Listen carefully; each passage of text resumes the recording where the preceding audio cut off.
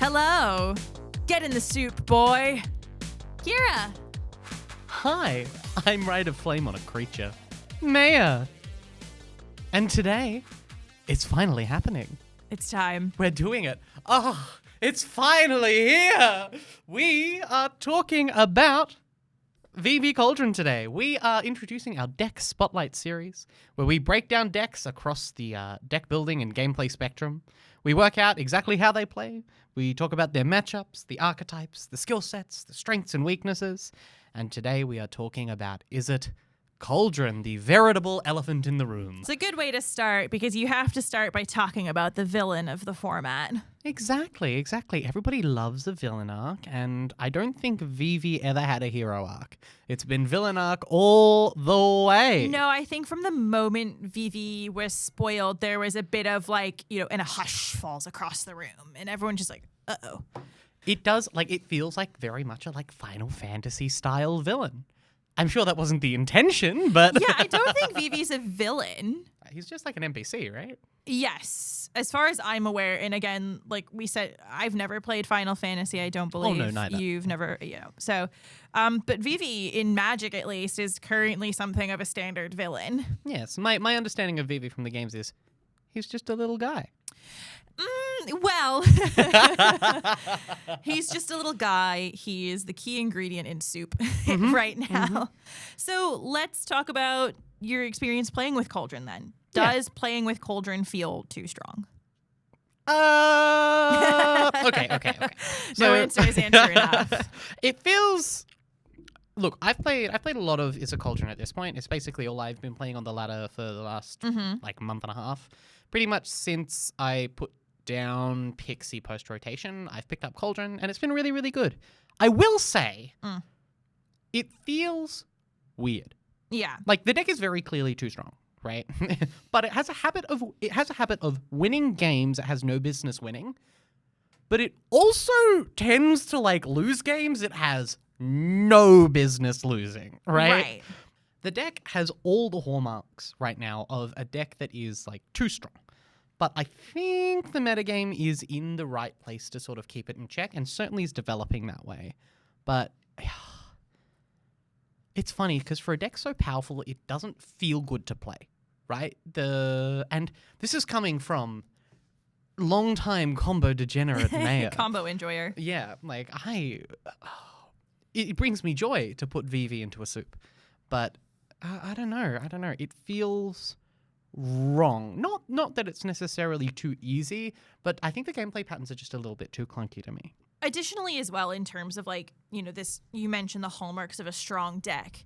It has a significant metagame share. It is dominating the top 8 of events that it's in. It is overwhelmingly the most played deck currently. And that's what we've seen historically. That's what happened with Izzet Cutter. That's what's happened in other formats. When Nadu was a force in Modern.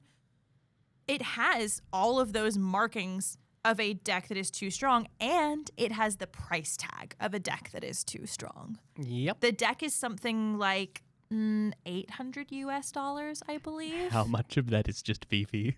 Well, and look, how much of that is just a set of Vivis and a set of Cauldrons? It cannot be overstated how expensive the deck is for 8 cards out of your 75. Only a little bit more than 10% of your deck is probably somewhere in the realms of 70% of your cost. And it largely is also, and this is a little bit of a tangent, it's also largely because those are both mythics. And mythics that are really well played in the format tend to run away when it comes to price. We saw that happen with Sheoldred as well. And so it has the hallmarks of a strong deck. It is a dominant metagame force. It is the most played deck. It is currently the deck to beat, which generally indicates that it's the strongest deck in the format. And so what is the gameplay like then? So the thing is, the gameplay patterns felt really weird to me. I said the trend that I'm noticing is that the deck is weird. The deck is really weird. At least it is to me. The deck is capable of playing really well on multiple axes, but in order to do it, it requires the execution of all of its different game plans to be a little bit clunky and convoluted. And what we mean as well when we're saying that the deck is operating on multiple axes, that means it is not only aggressive, but it is controlling, but it is also mid-range. And it has these variety of threats, and it has a variety of different ways to attack the individual games that it plays. And that's how it can move really fast. It can move really aggressively. It can play out a long game. It can go very mid-range. It can go very controlling and move really slow. It operates on so many different planes that it becomes very difficult for one other deck to be able to beat it and to interact with it. Certainly, and we'll talk a little bit more about the specific gameplay patterns later in the episode.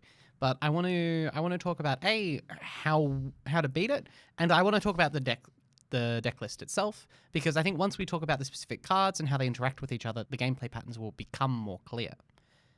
So, in order to beat it, I will say the deck is clunky.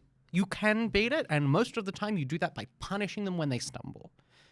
The deck is, for the most part, reasonably inclined to stumble. Or rather, the deck is mana intensive, right? There are a lot of individual cards that have high mana demands, things like Glacial Dragonfire, things like Winter Night Stories, things like Stock Up.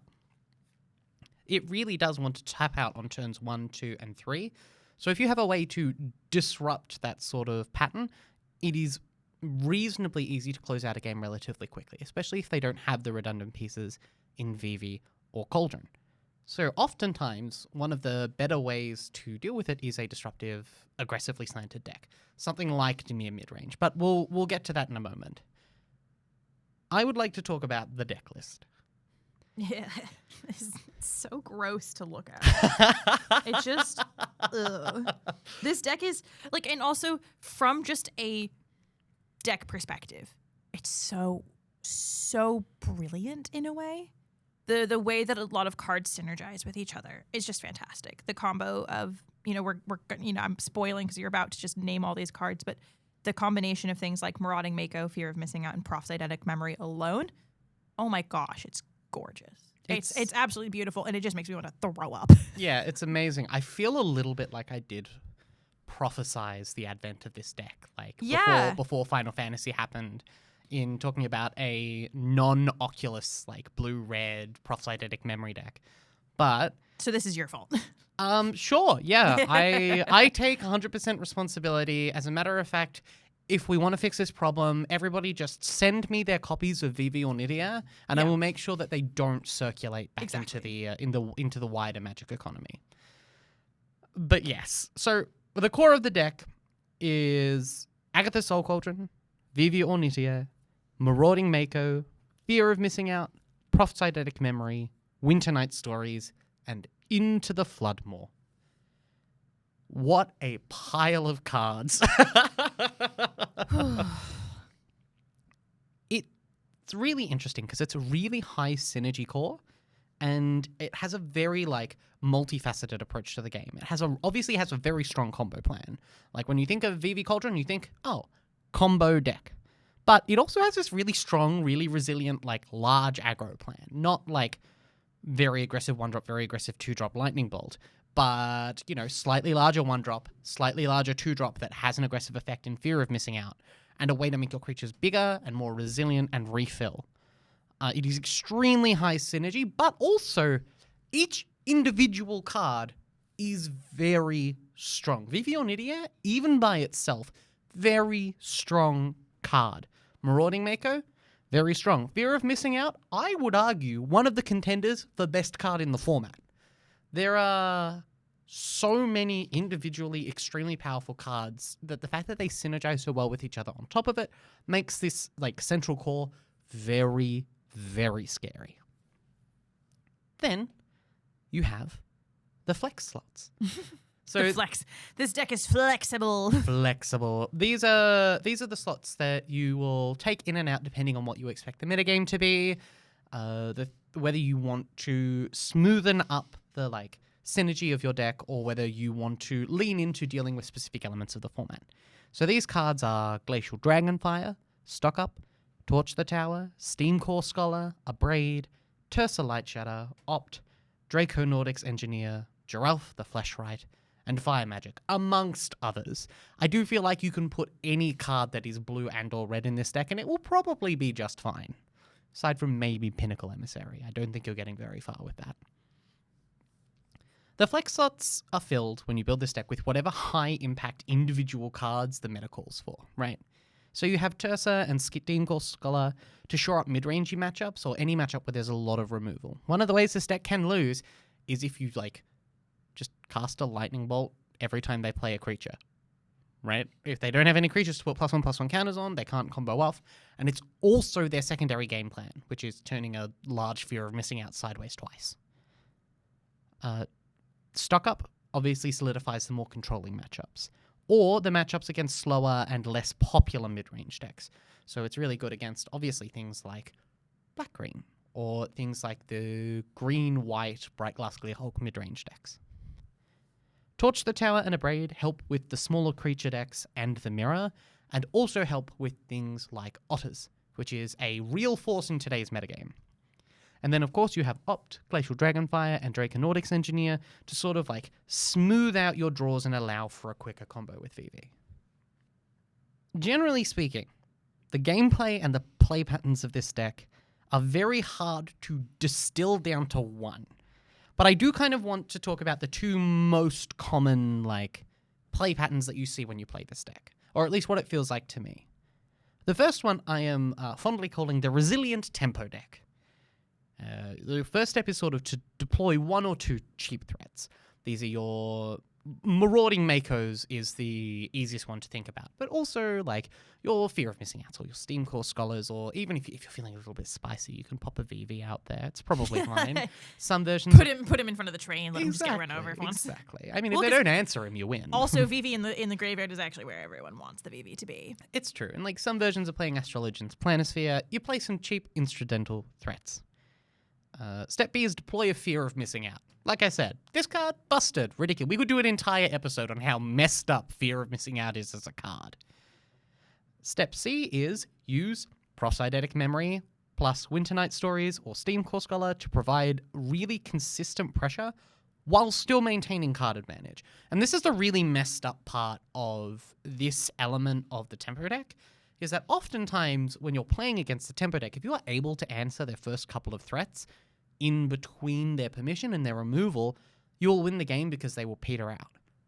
The issue with Vivi, the Vivi deck, when it is playing a tempo game plan, though, is that they never run out of threats because all their threats draw them 3 cards. Yeah.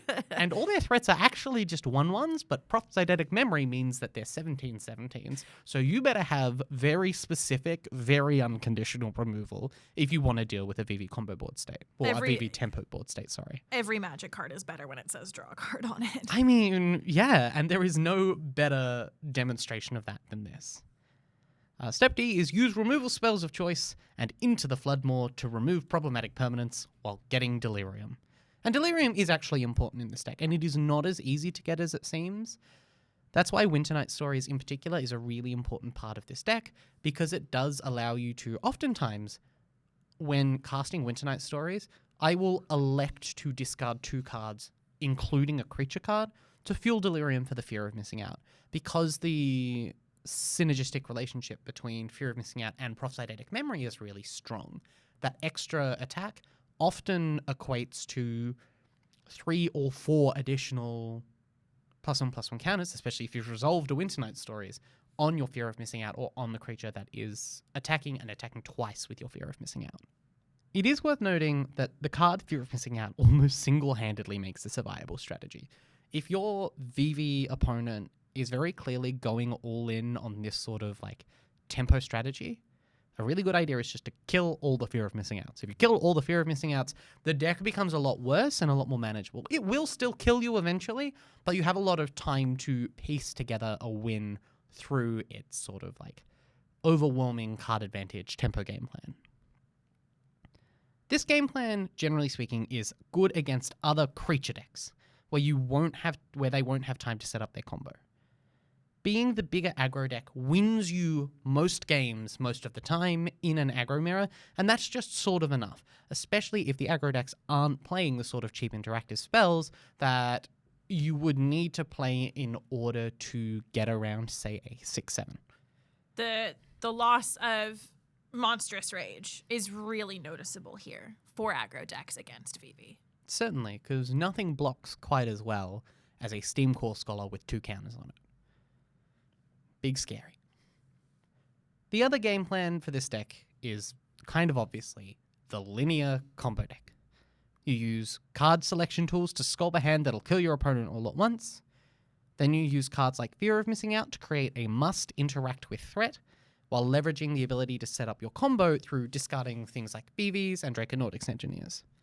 Then, you kind of create a board state where they must spend mana and cards to interact on their turn in order to not lose. So this is typically done through Proselytic Memory and Fear of Missing Out, but can also just be done through either a large Marauding Mako or some zombie tokens that you've created off like a Ralph the Fleshright.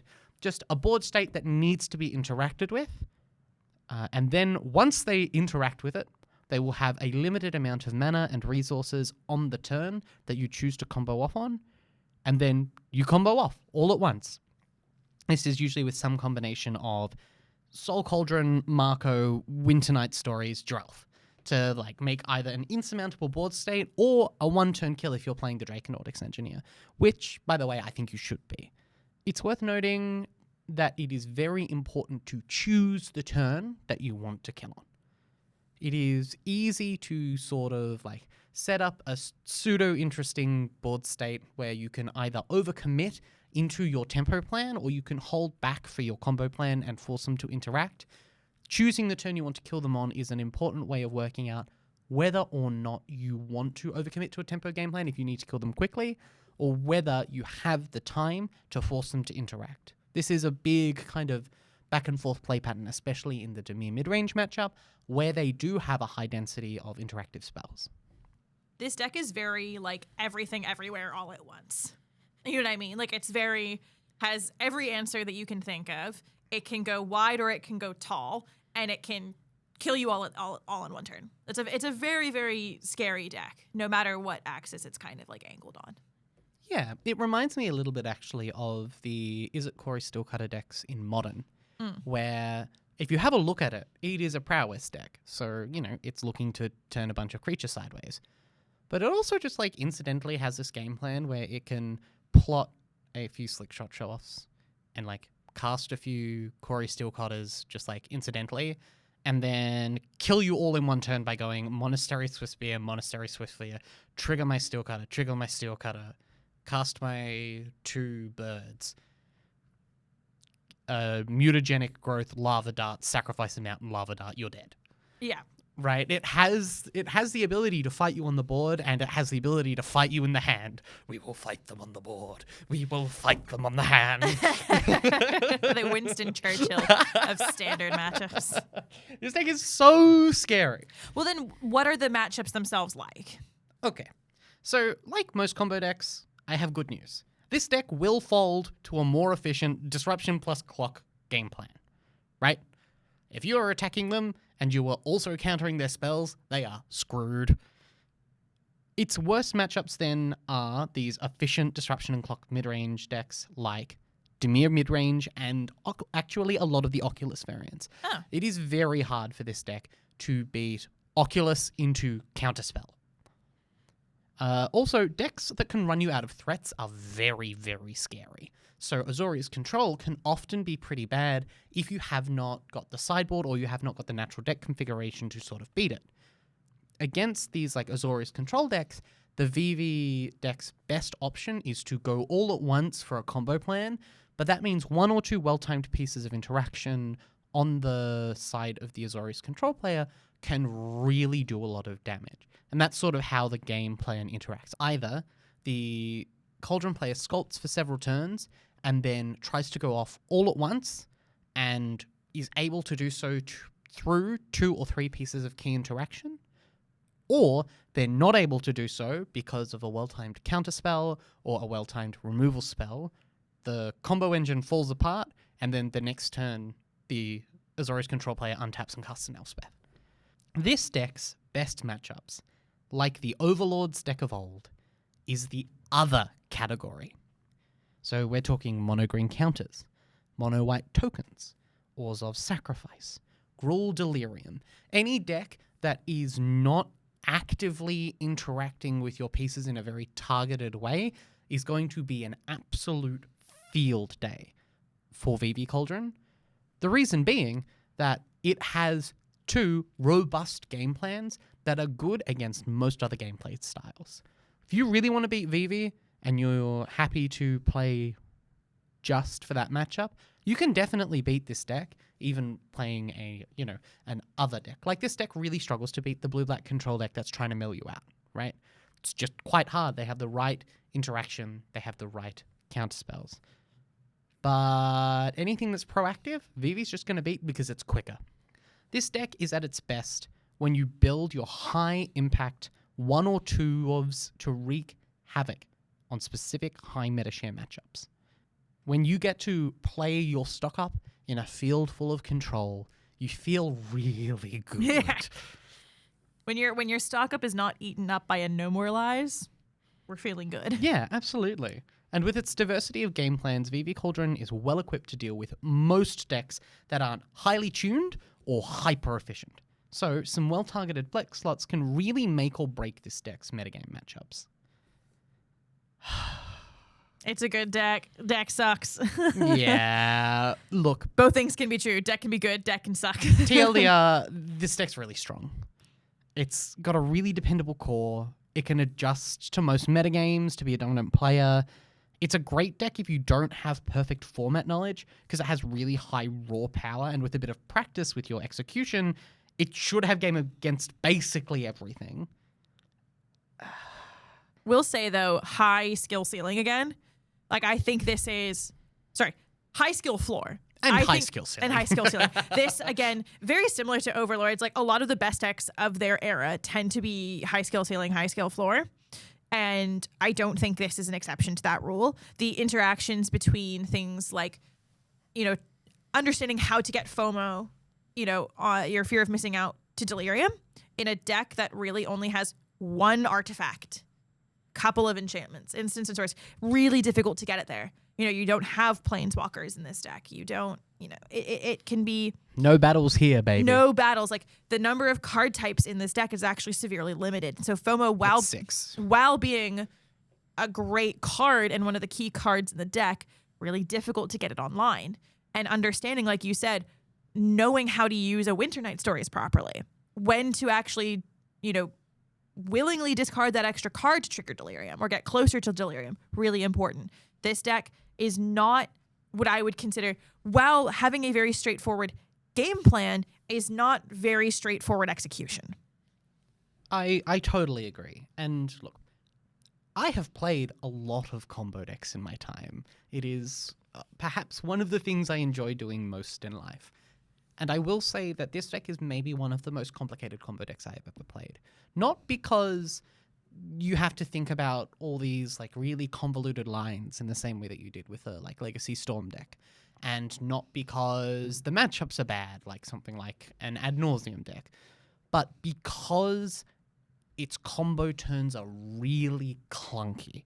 Because you need to work out, if you flashback this Winter Night Stories, tapping your Marauding Mako, do you have to add mana from your second Vivi activation on a Vivi with a counter on it and an Agatha's Soul Cauldron? Because that matters a lot of the time, right? There's a lot of small moving pieces to keep track of that are on board in the execution that is really difficult even if you're playing this deck in an online format like an arena.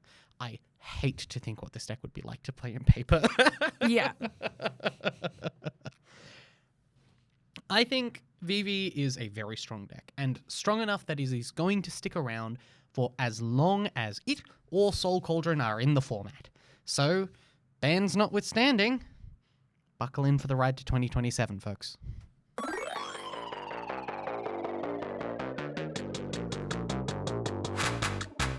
With all that said, that is all that we have for you today. We look forward to seeing you again next week. New episodes release on Mondays at 11 a.m. Australian Eastern Standard Time. Until then, you can keep track of all our releases at Raise MTG on both Instagram and Blue Sky.